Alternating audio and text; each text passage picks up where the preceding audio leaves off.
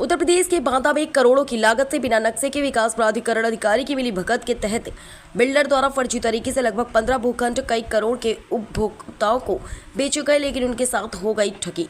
यह area parking का था जिसे वीडियो ने सीज कर दिया।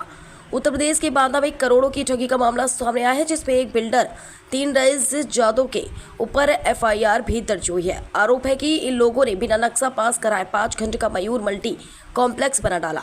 9 साल से यह कॉम्प्लेक्स बिना नक्शे के खड़ा है और लोगों को धोखे में रखकर कॉम्प्लेक्स की दुकानें व जमीन बेची जा रही है। चौंकाने वाली बात यह है कि एक नक्शा भी वायरल हो रहा है जो इसी बिल्डिंग का है। उस नक्शे के मुताबिक अभी तक कॉम्प्लेक्स को गिरा दिया जाना चाहिए, लेकिन विकास प्राधिकरण के जिम्मेदारों की साठगांठ और रईस जादव के प्रभाव के चलते आज तक कोई कार्रवाई नहीं हुई है। सचिव विकास प्राधिकरण बांदा ने बताया कि उपरोक्त बिल्डर द्वारा 3 बार नक्शा अपडेट के लिए डाला गया। सन 2013, सन 2016, सन 2025 में इसी बात का मुकदमा विकास प्राधिकरण में चल रहा है। 9 साल बीत गए हैं, अभी डिसीजन नहीं हो पाया। मामला शहर कोतवाली क्षेत्र के छावनी मोहल्ले का है, जहां आरिफ नाम के व्यक्ति ने मयूर कॉम्प्लेक्स परिसर में एक प्लॉट खरीदा था। प्लॉट बेचते समय मालिक वीरेंद्र राय, संजय गुप्ता व ब्रोकर नदीम उर्फ बिट्टू व नितेश अग्रवाल ने आरिफ को बताया कि पूरा का नक्शा पास है। प्लाट खरीदने के बाद जब आरिफ ने निर्माण चालू कराया तो विकास प्राधिकरण निर्माण को सीज करके नोटिस थमा कर चला गया, जिसके बाद आरिफ के होश उड़ गए। लिहाजा आरिफ ने उक्त चारों के खिलाफ मुकदमा दर्ज कराया है।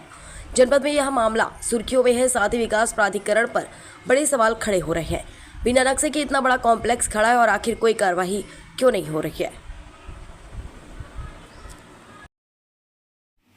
नदीम भाई, ये जो मयूर मल्टीप्लेक्स का मामला आया है जी, बड़ा सोशल मीडिया में चल रहा है कि ये गलत तरीके से बनाया जा रहा है, इसका नक्शे में बड़ी त्रुटियां हैं। मीडिया भी बोल रहा है कि केस चल रहा है और फिर भी बिल्डिंग तैयार हो गई। क्या है मामला? और किसी को आप लोगों ने जो भूखंड बेचे थे वो भी आरोप लगा रहा है कि हमें गलत तरीके से ठगी करके इन्होंने हमसे पैसे लेके और वो बाद में हमारा सील करवा दिया। क्या है पूरा मामला? नहीं, सभी लोगों ने बहुत पहले से 2013-14 से प्लॉट खरीद रखे हैं। वीरेंद्र राय जी ने जो प्लॉट बेचे हैं, जाने कब पहले से सभी लोगों ने प्लॉट खरीद रखे हैं और ना तो किसी का कोई डिस्प्यूट है, ना ही किसी ने कुछ कहा है। बस खाली एक आरिफ नाम के शख्स हैं जिन्होंने प्लॉट खरीदा आवासी, और उसमें उन्होंने 100% बेसमेंट कोड डाला जो कि इलीगल है, और हमने उनको बेसमेंट नहीं बेचा। मतलब राय साहब ने उनको, क्योंकि हम इसलिए लग जाता है क्योंकि हम उनका काम देख रहे हैं, तो इसलिए मैं आपको बता दूं कि उन्होंने बेसमेंट नहीं बेचा था। और जो कि उनकी रजिस्ट्री में साफ साफ मेंशन है कि अगर नीचे किसी भी चीज़ को क्षति पहुंचाई तो आपका बैनामा स्वतः कैंसिल माना जाएगा। वो ऑलरेडी रजिस्ट्री में लिखा हुआ है। तो आपने ना नीचे बेचा है ना ऊपर बेचा है। ये कितने खंड तक बना सकते थे? ये खाली ग्राउंड फ्लोर, सिर्फ ग्राउंड फ्लोर बेचा है। अब इनकी रजिस्ट्री में लिखा हुआ है, आप रजिस्ट्री पढ़ लीजिए, उसमें क्लियर लिखा हुआ है। इन्होंने फिर एफआईआर क्यों कराई जाती है? एफआईआर इसलिए कराई कि ये बेसमेंट खोद रहे थे। इन्होंने ना तो नक्शा सबमिट किया प्राधिकरण में चाहे आपका भूखंड जिस भी एरिया का हो, पर आपको वहाँ पर एक नक्शा सबमिट करना पड़ता है कि हम ये चीज़ बना रहे हैं। इन्होंने ना नक्शा किया सबमिट, ना कुछ किया। इनका सीज हो गया तो सीधे इन्होंने द्वेष भावना से सीधे हम लोगों के खिलाफ एफआईआर कर दी, जिसमें उन्होंने हमको भी शामिल कर दिया। ना तो हमसे उनकी डील हुई, ना हमसे बातचीत हुई। हमारे एक और पार्टनर हैं नितेश अग्रवाल, उनसे डील हुई। उनका ये मित्र था, उन्हीं से इनकी वार्तालाप होती थी। हमसे कभी इनसे किसी तरीके की कोई बातचीत नहीं हुई। ये कितने एरिया में बना? 710 स्क्वायर फीट में उन्होंने पूरा 100% बेसमेंट बना डाला। नहीं, ये टोटल मयूर मल्टीप्लेक्स कितने? 2000 एक मिनट मैं नक्शे में देख के आपको बता देता हूँ। 2650 स्क्वायर मीटर। कितने खंड में? ये है G+3। लेकिन जिस हिसाब से बीडीए भी बोल रहा है उस हिसाब से क्या माना जाए कि ये डिस्प्यूटेड मामला चल रहा है? एक बार ये आपका बी मार्ट जो बना हुआ था, इसको सील किया था आके बीडीए ने, क्यों सील किया था? एक्चुअली में उसमें वर्टिकल लंबाई में कॉमर्शियल एरिया छूटा हुआ था और उसको बी मार्ट को वो फ्रंट पे उसको दे दिया गया था रेंट पे। तो चूंकि वो बीडीए ने इस वजह से सीज किया, उसको फिर हम लोगों ने कंपाउंड करा के इसका कंपाउंडिंग भी जमा किया गया और फिर वो लीगली तौर पे प्राधिकरण ने ही अनुमति थी, फिर खुला। सर आपका क्या नाम? मेरा नाम संजय गुप्ता। संजय गुप्ता जी, अब एक मयूर मल्टीप्लेक्स के मामले में एक एफआईआर हुई है, बड़ी चर्चा में है। बीडीए के सचिव ने भी अभी बयान दिया है और पीड़ितों ने भी दिया है कि वहाँ पे जो आपके मेन बिल्डर्स हैं वीरेंद्र राय, उन्होंने ठगी करके लोगों की दर्जनों लोगों को रजिस्ट्रियाँ की हैं और जब उन्होंने बनवाना शुरू किया तब उनकी जो एरिया को बीडीए ने सीज कर दिया। तो क्या है मामला, प्लीज बताएं। सर्वप्रथम मैं आपको बता दूं कि मैं बहुत पहले मयूर मल्टीप्लेक्स में पार्टनर था। मैं वहां पर दो तरह का पार्टनर था, एक पूंजी निवेश पार्टनर था, एक वर्किंग पार्टनर था।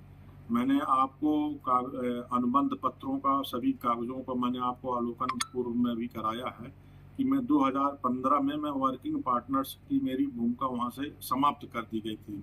मैं वर्किंग पार्टनर वहां से 2015 में मैं समाप्त, मतलब मेरे मेन पार्टनर जी ने मुझे वर्किंग से रिटायर कर दिया था।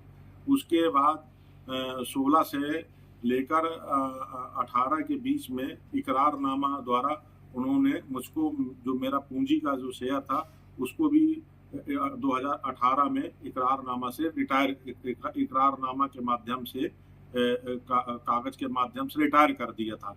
लेकिन 18 के बाद कोरोना लॉकडाउन की वजह से जो हम लोगों की जो रजिस्टर्ड रिटायरमेंट डेट लिखनी थी वो नहीं लिख पाई, जिसकी वजह से वो 21-22 में लिखी गई। तब मैं वहाँ से पूर्णतः रिटायर हो चुका हूँ और समाचार पत्रों के माध्यम से मुझे भी मालूम पड़ा है कि यहाँ पर हम लोगों की 4-5 लोगों की एफआईआर वगैरह कोर्ट के आदेश से हुई है। जिन्होंने एफआईआर कराई है उनका कुछ दिन पहले मेरे पास एक कोर्ट से एक सम्मन आया था। उस सम्मन को लेकर मैं कचहरी में स्वयं गया था, अपनी रिटायरमेंट डीड लगाई थी और हमारे अपने सभी जो पुराने पार्टनर वगैरह रहे हैं तो उन लोगों ने भी अपनी बात वहाँ पर रखी थी। तो वो सब कागज इनके सब वहाँ पर यहाँ पर बांदा की कोर्ट से सब खारिज करा दिए गए हैं। अब मैं वहाँ से चूंकि रिटायर हो चुका हूँ और जितनी भी मेन बड़ी जानकारियाँ हैं तो जो हमारे मेन पार्टनर हैं श्री वीरेंद्र राय जी, उनसे आप बातचीत कर लेंगे तो सभी आपको जानकारियाँ प्राप्त होंगी। क्या नाम है आपका? मेरा नाम मोहम्मद आरिफ। क्या मामला है ये पूरा? मामला ये है कि भाई साहब कि हमने मयूर मल्टीप्लेक्स में हमने एक प्लाट लिया और प्लाट के बाद हमने जो है क्या नाम है इसमें निर्माण कराया। निर्माण कराने के बाद इसमें नोटिस आ गई। नोटिस आने के बाद भी जो है क्या नाम है इसको सीज भी कर दिया। फिर जो है हमने विकास प्राधिकरण का पता लगाया कि आपने ये सीज क्यों कर दिया, तो उन्होंने बताया कि ये जो है अवैध है और ये पार्किंग में लगा हुआ है, इसमें निर्माण नहीं हो पाएगा। फिर क्या नाम है जिनसे मैंने खरीदा था, झांसी के राय साहब हैं, मैंने उनसे कहा तो उन्होंने कहा हाँ अवैध है, अवैध ही बनवाना पड़ेगा। तो हमने कहा हम अवैध नहीं बनवाएंगे, हमने लीगल लिया, हम लीगल क्यों बनवाएं। तो उन्होंने कहा कि ठीक है फिर आप देख लो, हम कुछ दिन में न तो फिर आपका जो है पैसा दे देंगे। तो इस तरह उन्होंने कह के हमको 6 महीने टांगा, पैसे नहीं दिए। फिर हमको मजबूरी में न्यायालय का जो है न्यायालय का हमको जो है पक्ष लेना पड़ा। तो क्या एफआईआर दर्ज हो गई है? एफआईआर दर्ज हो गई है। अच्छा, और ये उसी लाइन में, आपकी ही लाइन में अन्य भी लाइन से कई मकान बने हुए हैं, तो ये भी सब पीड़ित हैं, इनको जानकारी नहीं थी पहले और ये भी पीड़ित हैं। अब बेचारों ने जैसा भी है मामला हो गया, मगर ये भी पीड़ित हैं और इनका भी अनलीगल बना हुआ है। तो किन लोगों के संपर्क में आप आए थे, तो किन लोगों से? नीतीश अग्रवाल हैं ये और क्या नाम है नदीम उर्फ बिट्टू। हाँ। इनसे मार्फत से हमको जानकारी मिली थी कि ये जो है यहाँ पर ये मामला बिक रहा है, अगर आप इच्छुक हैं तो देख लीजिए। तो हमको तो जानकारी ये बताई गई कि सब लीगल है, तो हमने लीगल के हिसाब से हमने कहा चलिए ठीक है लीगल है। हमने उनसे कहा, मैं लगे नहीं सब लीगल है। कोई कितना पैसा आपका फंस गया लगभग? हमारा उसमें करीब जो है 24-24.5 लाख रुपए जो है फंस गया। चल रहा है इस समय पर, क्या मामला है ये पूरा? ये असल में 2016 में एक नक्शा पास हुआ था, एक जो है 2013 में भी पास हुआ था। तो उसमें उसके विपरीत जो भी निर्माण है उसके संबंध में हमारे कोर्ट में एक केस चल रहा है। 17 तारीख लगा है, उसमें अंतिम नोटिस उनको दी गई है। तो जो भी विसंगति होगी उसके संबंध में आदेश। अच्छा एक चीज़ और बता दें, उन्होंने एक नया नक्शा फिर पेश किया है। पहला नक्शा 2013 में दिया था तो वो पास हुआ था, फिर 2016 में दिया था, वो पास हुआ है। उन्होंने रिवाइज नक्शा जो नई नियमावली बनी है अभी 2-3 महीने पहले बनी है, उसके अनुसार उन्होंने फिर दिया है। तो वो भी विचार हो रहा है और जो केस चल रहा है उस पर भी विचार हो रहा है। अच्छा सर, ये 2016 में जो नक्शा पास हुआ था उसमें कॉम्प्लेक्स के चारों ओर जो बिल्डिंग थी ओपन पार्किंग एरिया था, तो उसको तोड़ने की शर्त पे उसमें लाल पेन भी चला हुआ है, तो अभी तक तोड़ा नहीं है। वही संबंध में केस चल रहा है जिसकी तारीख 17 तारीख लगी है और उम्मीद है 1-2 महीने में इसका फैसला फाइनली हो जाएगा। सर तारीख तो 2023 से लगती हुई जा रही है।